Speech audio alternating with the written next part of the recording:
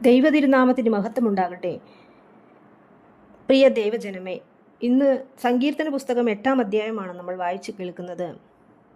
ദൈവമേ, നിന്റെ വിശുദ്ധ വേദപ്രമാണങ്ങളിൽ അടങ്ങിയിരിക്കുന്ന അത്ഭുതമേറിയ കാര്യങ്ങളെ കാണുവാനും പഠിക്കുവാനും അടിയങ്ങളുടെ ഹൃദയകണ്ണുകളെ പ്രകാശിപ്പിക്കണമേ. ആമേൻ. ബാറക്കുമോർ.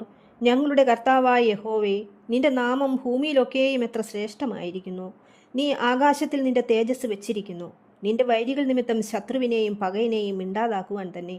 നീ ശിശുക്കളുടെയും മുല കുടിക്കുന്നവരുടെയും വായിൽ നിന്ന് ബലം നിയമിച്ചിരിക്കുന്നു. നിന്റെ വിരലുകളുടെ പണിയായ ആകാശത്തെയും നീ ഉണ്ടാക്കിയ ചന്ദ്രനെയും നക്ഷത്രങ്ങളെയും നോക്കുമ്പോൾ മത്തിനെ നീ ഓർക്കേണ്ടതിനവൻ എന്ത്? മനുഷ്യപുത്രനെ സന്ദർശിക്കേണ്ടതിന് അവൻ എന്തുമാത്രം? നീ അവനെ ദൈവത്തേക്കാൾ അല്പം മാത്രം താഴ്ത്തി തേജസ്സും ബഹുമാനവും അവനെ അണിയിച്ചിരിക്കുന്നു. നിന്റെ കൈകളുടെ പ്രവൃത്തികൾക്ക് നീ അവനെ അധിപതിയാക്കി സകലത്തെയും അവൻ്റെ കാൽക്കീഴയാക്കിയിരിക്കുന്നു. ആടുകളെയും കാളകളെയും എല്ലാം, കാട്ടിലെ മൃഗങ്ങളെയൊക്കെയും, ആകാശത്തിലെ പക്ഷികളെയും സമുദ്രത്തിലെ മത്സ്യങ്ങളെയും സമുദ്രമാർഗങ്ങളിൽ സഞ്ചരിക്കുന്ന സകലത്തെയും തന്നെ. ഞങ്ങളുടെ കർത്താവായ യഹോവേ, നിന്റെ നാമം ഭൂമിയിലൊക്കെയും എത്ര ശ്രേഷ്ഠമായിരിക്കുന്നു. ആമേൻ. ദൈവമേ, സ്തുതി നിനക്ക് യോഗ്യമാവുന്നു. ബാറക്കുമോ. പ്രിയ ദൈവജനമേ, ഇന്ന് സദൃശവാക്യങ്ങൾ 29-ാം അധ്യായം 22 മുതൽ 27 വരെയുള്ള വചനങ്ങൾ നമുക്ക് വായിക്കുകയും ധ്യാനിക്കുകയും ചെയ്യാം. വചനം വായിക്കാം. സദൃശവാക്യം 29-ാം അധ്യായം 22 മുതൽ 27 വരെ വചനങ്ങൾ. കോപമുള്ളവൻ വഴക്കുണ്ടാക്കുന്നു, ക്രോധമുള്ളവൻ അതിക്രമം വർദ്ധിപ്പിക്കുന്നു. മനുഷ്യൻ്റെ ഗർവം അവനെ താഴ്ത്തിക്കളയും, മനോവിനയമുള്ളവനോ മാനം പ്രാപിക്കും. കള്ളനുമായി പങ്കുകൂടുന്നവൻ സ്വന്തം പ്രാണനെ പകയ്ക്കുന്നു. അവൻ സത്യവാചകം കേൾക്കുന്നു, ഒന്നും പ്രസ്താവിക്കുന്നില്ല താനും. മാനുഷഭയം ഒരു കെണിയാകുന്നു, യഹോവയിൽ ആശ്രയിക്കുന്നവനോ രക്ഷ പ്രാപിക്കും. അനേകർ അധിപതിയുടെ മുഖപ്രസാദം അന്വേഷിക്കുന്നു. മനുഷ്യൻ്റെ ന്യായവിധിയോ യഹോവയാൽ വരുന്നു. നീതികെട്ടവൻ നീതിമാന്മാർക്ക് വെറുപ്പ്, സന്മാർഗി ദുഷ്ടന്മാർക്കും വെറുപ്പ്. ഒരുവന്റെ ദേഷ്യം തൻ്റെ സഹോദരനോട് വഴക്കുണ്ടാക്കാൻ കാരണമാകുന്നു. ക്രോധമുള്ളവൻ അതിക്രമം വർദ്ധിപ്പിക്കുന്നു. എന്താണ് ഇന്ന് നമ്മുടെ നാട്ടിൽ നടന്നുകൊണ്ടിരിക്കുന്നത്? മകൻ അമ്മയെ പലതവണ കൊടുവാളിന് വെട്ടി കൊല്ലുന്ന വാർത്ത നമ്മൾ കേട്ടതാണ്. ജനിപ്പിച്ചതിൻ്റെ കൂലിയാണത്രേ. തന്നെ പോറ്റി വളർത്തി ഇത്രയുമാക്കിയ തൻ്റെ ഭവനത്തിലുള്ള പലരെയും കൊല്ലുന്ന മക്കളുള്ള ഒരു നാട്ടിലാണ് നമ്മളെല്ലാവരും ജീവിക്കുന്നത്.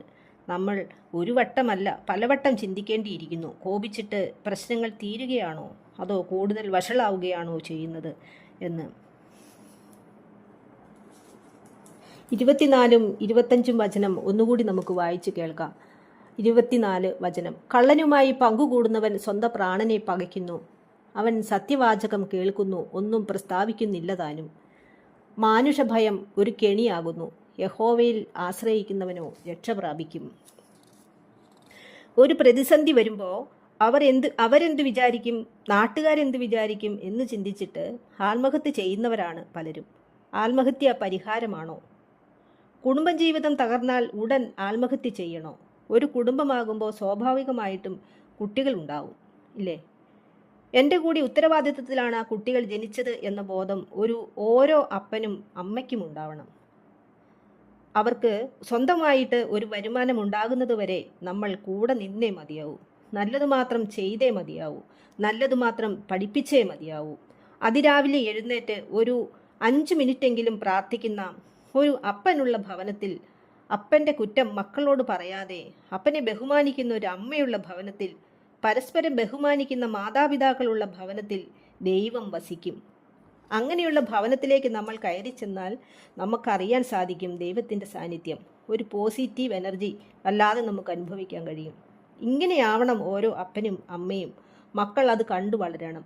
അല്ലാതെ രാവിലെ എഴുന്നേറ്റ് കവലയിലെ ഏതെങ്കിലും കരിങ്കിൽ കൂട്ടുകാരോടൊപ്പം പോയിരുന്ന് CCTV ആകേണ്ടവനല്ല താനെന്നും, മദ്യത്തിനോ മയക്കുമരുന്നിനോ അടിമയാവാതെ എൻ്റെ അപ്പനും എൻ്റെ ഭാര്യയ്ക്കും മക്കൾക്കും നന്മ ചെയ്യേണ്ടവനാണ് താനെന്നും, എങ്കിലേ അന്ത്യത്തോളം എനിക്ക് മനസ്സമാധാനം കിട്ടൂ എന്നും എല്ലാവരും തിരിച്ചറിയൂ. അതുകൊണ്ട് നമുക്ക് ദൈവത്തിൽ ആശ്രയിച്ചുകൊണ്ട് ജീവിക്കാം. പ്രതിസന്ധി വരും, അപ്പോഴും നമ്മുടെ കർത്താവിൽ ആശ്രയിച്ചാൽ നമുക്ക് മുമ്പിൽ ഒരു വാതിൽ തുറക്കും. മടുത്തു പോകാതെ പ്രാർത്ഥിക്കാനും ദൈവത്തിൽ ആശ്രയിക്കാനും എല്ലാവർക്കും സാധിക്കട്ടെ. അതുവഴി ഓരോ വ്യക്തിയും ഓരോ കുടുംബവും അനുഗ്രഹിക്കപ്പെടട്ടെ എന്ന് പ്രാർത്ഥിക്കുന്നു. ദൈവം എല്ലാവരെയും അനുഗ്രഹിക്കട്ടെ.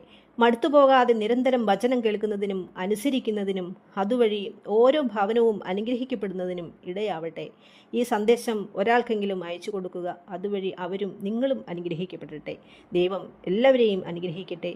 പ്രാർത്ഥന സഹായം ആവശ്യമുണ്ടെങ്കിലും പ്രശ്നങ്ങൾ ഷെയർ ചെയ്യണമെങ്കിലും വിളിക്കുക. ദൈവം എല്ലാവരെയും അനുഗ്രഹിക്കട്ടെ. ആമേൻ.